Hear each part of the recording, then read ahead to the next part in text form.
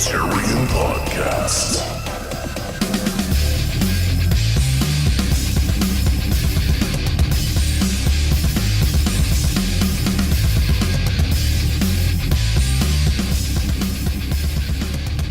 Good morning, good afternoon, and good evening, everyone. This is Ronald Johnson, Puppletarian, coming at you with another episode of Puppletarian Podcast. We are up to episode number 27 now, and as of this recording, I don't have a title for it yet, but I think it's going to be apropos to associate it with a certain time of year.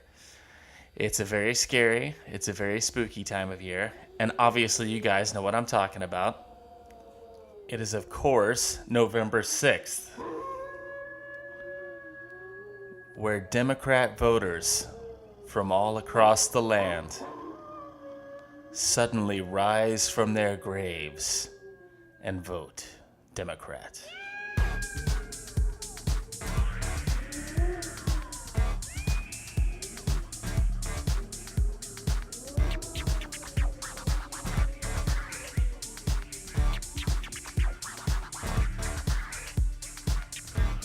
Darkness falls across the land. The voting hour is close at hand. Democrats and Lib promoters scour the rolls for Democrat voters. And whosoever that's expired, a new voter the Dems have acquired. For on this day, the 6th November, a party affiliation remembered. Democrat voters rise from the grave to give the libs the votes they crave. For unknown reasons, this resurrection only occurs around the time of election. And once they fill out their piece of paper, they disappear once again into the vapor. An immortal constant Democrat member who rises to vote every 6th of November. So head to the polls, don't let them win. We will make America great again. That's right, it's a spooky time. It's an unknown paranormal phenomenon where all of a sudden, if you die, you become a Democrat voter. You magically make your way onto the Democrat roll. Or after you die and you're a registered Democrat, you just continue to vote Democrat faithfully. It's pretty crazy how that works. So it's a spooky time, ladies and gentlemen. So just keep your wits about you. And obviously, be sure to combat the evil. Hold up that crucifix that is your vote. And go vote. And do straight ticket R. Like, not even playing games anymore. Like, oh, I want to know the best candidate and where they stand. No. R's all the way down. Or on some ballots, it's a rep and dem. Nope, rep all the way down. Like I said before, we can fight the battles. What we think are true conservatives or not true conservatives and all that other stuff. Once we actually defeat the left and beat them back to where they're humorous again and not dangerous being in power. So obviously, if I haven't made it clear enough yet, go out and vote, people. Please, please, please. This is the big one. This is the big one. I'm making that joke. No young person listening is even going to know what I just did there. So anyway, be sure to get out and vote. Please, please, please vote. Vote Republican. Straight ticket. R. All the way down.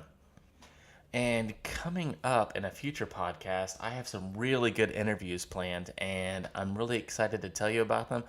But I don't know. I kind of cursed myself last time I told you I had a great interview coming up. The interview didn't happen. So I'm just going to wait for them to happen rather than hype you up and hype me up and then not have the interview happen. Oh, and speaking of podcast interviews, I did an impromptu interview last night, and it was for Politics Weekly. I had actually never even heard of this person before. It just randomly DM'd me on Instagram and was like, hey, I'd like to interview you for my podcast. And I was like, sure, why not? And So we got right into it, and he started reading news of the day, and I started reacting to the news of the day. It ended up being an Instagram live because he was not able to get the audio working on his portion for whatever reason. And I know how that works as well, being my own studio sound engineer, except for announcer guy. He's good at making announcements, but he won't turn any knobs for me. So anyway, I know how that is. You have an interview coming up, and then all of a sudden you get plagued with technical issues and sound issues. So I felt the guy's pain. I really did. So we powered through it. It was about an hour long interview. So if you want to check it out, I'm not sure when it's going to be coming up yet because we had a little bit of a communications gap here. But it's called Politics Weekly, and you can find it on iTunes for sure because I found it. And so at some point I will be on that show giving an interview and just running through some news of the day with the host. So if you want to check it out, feel free. And speaking of news of the day and things that won't die and stay dead and things that keep resurrecting themselves, how about Barack Obama still remaining in the news cycle, trying to take credit for Trump's economy? I think that's just one of the most, you know what? I bounce between being angry about it and finding a lot of humor in it. Because the man literally, in his own words, was like, well, those jobs aren't coming back. And I don't know what magic wand Donald Trump's going to wave to make them jobs come back. Those jobs are just not coming back. They're not coming back. And that was the mantra. Well, he's going to make a better deal. Well, how are you going to do that? How are you going to make a better deal? And abracadabra, Trump did it. And so he did nothing but talk about how Donald Trump wasn't going to succeed. And now that Trump has succeeded, he's at this rally last night in Vegas, which they had to like partition it to make it look like he had this big sea of people. It's like what they did in 2016 with the Hillary rallies. When she was given the rallies, they would fill, quote unquote, a high school gymnasium. And then they would partition it down to where it's super small and do some photo camera trickery to make it look like she was playing to a crowd of 1 billion. And it's just not the case. And it was the same thing with Obama. He had like 1,000 or two there. Ironically, Trump and Cruz are having their own rally. And what was it, like 87,000 people or something like that? I mean, that's more people that turn out for a concert, which is crazy. So he's in Nevada trying to take credit for what he said couldn't happen. How do you do that, Barry? How do you take credit for something that you said wasn't going to happen and that you had zero part in? You wouldn't know how to start an economy if it bit you in the behind. I know because I lived through 8 years of your economy. And I know we can argue semantics and be like, oh, well, the president doesn't really have a role in the economy. Well, yes and no. When you've got an actual businessman that's a president and that really is making deals and bringing people to the table, then yes, certainly the president can influence the economy. And look around. Record job numbers, record black employment, record Hispanic employment, 4.2% GDP, stock market doing crazy record after record after record numbers until the feds decided to start playing with the interest rates. But that's another story. We knew that was going to happen. Bottom line, we're having this amazing economic success. And Hussein Obama is trying to take credit for it. And like I said, I bounce between really laughing about it and being angry like, you son of a... No. Don't write in here at the end and be like, well, I did that. I'm taking credit for it. No. Do what presidents are supposed to do. Fade into the distance and do your thing and enjoy your Secret Service at our expense. Anyway, enough about Obama. Although I am kind of doing a scary episode. I don't know. Maybe we could just go back and talk about all of Obama's policies. I mean, I could just mention the word Obamacare.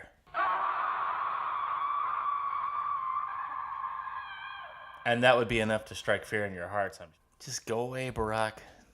Nobody cares anymore. Fade into the sunset. You've done enough damage. It was like, when was that, a couple of months ago, when he was talking about how Trump is refusing to say that Nazis are bad. It was, God, I could probably find the sound clip if I dug. He still doesn't disavow Nazis. He still won't admit that, he still won't say that Nazis are bad. And I'm like, that's like saying Republicans refuse to acknowledge that the sky is blue. It's like, some things don't need to be said. The sky is blue. Nazis are bad. Do we need to acknowledge things like this? Anyway, I went on an Obama tirade again. Okay, promise, I'm done with Obama now. Moving on. I try not to make these shows too clip heavy, but I saw an awesome Democrat campaign ad today from Allie Stuckey, who I have a love-hate relationship with. Allie Stuckey is a conservative, millennial, and she does some really funny videos, but she's also very anti-Trump, and so I have to take her in short doses, but I gotta give her credit where credit is due. This was a great ad for the Democrat Party. Listen to it. Hi, I'm a spokesperson for the Democratic Party, and I'm here to tell you why you need to vote blue this November. Democrats are the party of love and tolerance. We promote inclusion and acceptance, peace, and goodwill. Republicans don't care about any of these things. They just want to talk about record unemployment, the economy, and keeping communities safe. Fascists. Democrats have positive, practical priorities, like abolishing the Electoral College, eliminating due process, and banning hate speech. These are the values of the American people. Well, at least Americans that live in San Francisco and New York. Republicans often use fear-mongering rhetoric like Constitution or liberty. Democrats condemn such language as divisive and instead focus on more unifying topics like repealing the Second Amendment or kneeling for the national anthem. Democrats are the party of equality, so much so that we insist upon unconditionally believing women and disbelieving men because, well, feminism. If you ask us to explain this logically, we will scream in your face and call you a misogynist. Republicans want to take away a woman's sacred right to choose to have her child decapitated inside the womb and torn apart limb by limb with forceps. Democrats celebrate the right to violently murder your child because we're compassionate. Democrats believe that women are powerful and independent. They are also helpless victims of the patriarchy who require government intervention to succeed. Any woman who disagrees with us on this is a self-hating, stupid bimbo. And you know, it's time someone was finally brave enough to say this. Republicans are racist. Democrats have the same positive message for minorities that we have for women. You're a victim, and you're useful to us. If you disagree, we'll insult your intelligence, but it's for your own good. Republicans want to stop certain people from coming into this country. They cite the infiltration of gang violence or opioids or sex trafficking as reasons to stop illegal immigration. But Democrats accept these as the natural consequences of opening up the borders, which, of course, is the more loving thing to do. Democrats recognize that the key to a better tomorrow is to look forward, not backward. That's why we reject capitalism and all of its greed and instead opt for socialism, which has worked so well every time it's been tried. Democrats are the party of the common people, the poor and the marginalized, the weak and defenseless. While Republicans promise freedom, we promise free stuff. That's how we win over young people. Our goal is to make the government work for you so you don't have to work at all. Republicans are always pushing religion in our faces. We reject their bigotry. Religious people are idiots. Democrats would much rather you sacrifice yourself on the altar of progressivism. The truth is, as the party of empathy, we're just better than everyone else. That's why we spend so much time telling people who don't align with our agenda that they're not just wrong, but that they're bad people. We still haven't figured out that this condescension is what lost us the 2016 election. Nevertheless, we're confident that through censorship, emotional manipulation, and continued bullying that we'll eventually get our way. Why? Because we care about you. So much so that we're willing to wear you down until you fear getting silenced, doxxed, or fired because you don't agree with our agenda. That's love. I'm the spokesperson for the Democratic Party. Vote for us in November. So I gotta hand it to you, Allie. That was good. Also check her out because she also did another funny video like that. It was with Alexandria Ocasio-Cortez, and she was, excuse me, she was doing this mock interview with her where she was just taking clips of what Cortez had said and acted like she was doing an interview with her. But they had the lighting and everything down where it looked like she was right in there with her giving the interview. And oh my gosh, it's hilarious. So good job, Allie. We'll continue our love-hate relationship. I'm glad you're on our side, and continue to entertain us and continue to inform us. Just go easier on Trump, okay? So anyway, not to beat this to death, but I'm going to visit it one more time. Get out there and vote, ladies and gentlemen. You got to vote. Think about what we have to do in 2018 versus what our founding fathers had to do. We have so little to do compared to what they had to do. We just need to vote. That's it. They actually had to fight a physical war and claim independence and suffer through all these crazy hardships to get us to where we are in 2018. So that's all we need to do is vote and get these Republicans over the finish line. And I have good feelings about this. A buddy of mine have been making predictions back and forth, although I don't want to jinx it. So you know what? I'm not going to give any predictions. I just have a feeling that there's going to be a red wave and not a blue wave. And the blue wave is going to be more akin to a puddle. But I'm not going to give specific predictions. I don't want to jinx it. So yeah, get out there and vote, folks. I guess I could also cover the caravan that's happening. It looks like we have a Hurricane Willa coming through that portion of Central America, right where the caravan's coming through. I think that's interesting. And Sarah Carter has been like a boots on the ground reporter there, and she's been talking about how by the way, let me backtrack. I'm sure you guys know, but just in case, let me rewind it. There is a caravan of Central Americans conveniently right around election time heading for the United States of America to quote unquote claim asylum.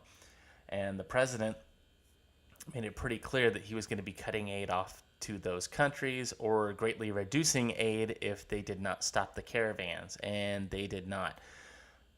There are videos out there that show money exchanging hands where people are giving money to people that are in these caravan crowds. Sarah Carter, like I said, has been like the boots on the ground reporter there. She did an interview on Fox where she was talking to the organizers of this march. And the people in charge would say, no, we're not doing this for money. This is for, our human rights and for a better life. But if she got anybody off by themselves, they would be like, oh, yeah, they told me to come march in this thing, and here I am. So there's got to be some kind of, food given out as well to keep this invasion force going, because that's what it is. It's an invasion force. This isn't asylum seeking. Mexico has tried to stop them. Trump also gave a warning saying that they can claim asylum in Mexico, not the United States of America.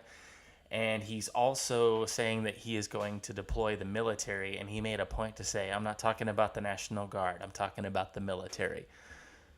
So we'll see how this plays out. I just find it very interesting and very convenient that it's happening around election time. And the Democrats are kind of going back to their old tricks. And it didn't work for them with the Kavanaugh hearing, and I don't think it's going to work for them with this caravan nonsense either, because we just cannot take everybody into this country. We just cannot do it. And not even to talk about how it's not fair to people that have come here legally and done it the right way. So Sarah Carter also said that just a small portion in front of the line for show is women and children, and it's mostly made up of kind of like what we've seen with all the other refugee invasions, just like men in their 20s coming here, sporting their own flag. So I don't think that's going to bode well for the Democrats. People just in general don't like chaos. I don't care how mad you are at Trump, like how far to the left you are. People just do not thrive on that. So I think that's going to blow up in their face. Anyway, I hope you enjoyed this spooktacular edition of Publitarian Podcast. If you want to get a hold of me, you can get a hold of me at publitarian@gmail.com or thepublitarian@gmail.com. I'm Publitarian on all of the social media networks. Thank you guys so much for listening. My download numbers keep going up. I sincerely appreciate it. Thank you guys for being here and listening. And I'll see you next week on Publitarian Podcast.